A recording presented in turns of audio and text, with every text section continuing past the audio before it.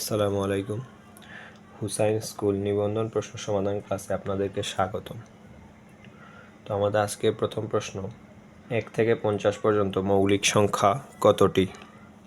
14টি, 15টি, 18টি, 20টি। সঠিক উত্তর 15টি। সবচেয়ে বড় সংখ্যা নিচের কোনটি? তো এখানে আমরা প্রথম মান দেওয়া আছে 0.0099, দ্বিতীয় মান দেওয়া আছে 0.100, তৃতীয় মান দেওয়া আছে 9/100 বা 9/100, চতুর্থ মান আছে 9/1000। তো এখানে মানগুলো বোঝার আছে যে এখানে এই মানগুলা দ্বারা কি বোঝাচ্ছে। 9/100, 100কে লেখা যায় 9/10 স্কোয়ার। 10 এর বর্গ এর মান হলো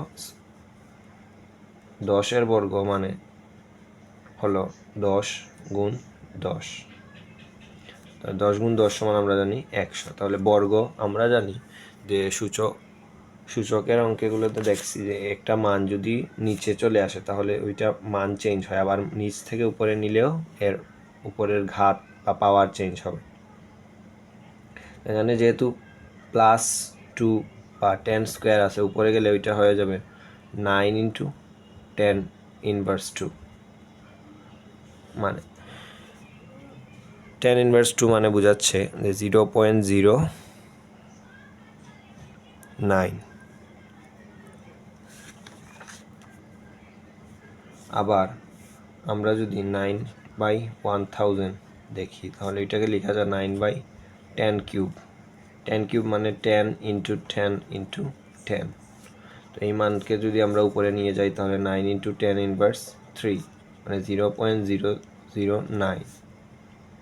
তাহলে এখানে নিচের কোন মানটি বড়? খ 0.1।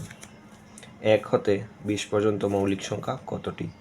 এই প্রশ্নের উত্তর আপনারা বলেন, কমেন্টে বলতে পারেন এখানে 1 থেকে 20 পর্যন্ত মৌলিক সংখ্যা কতটি। ধন্যবাদ আপনাদেরকে। আসসালামু আলাইকুম।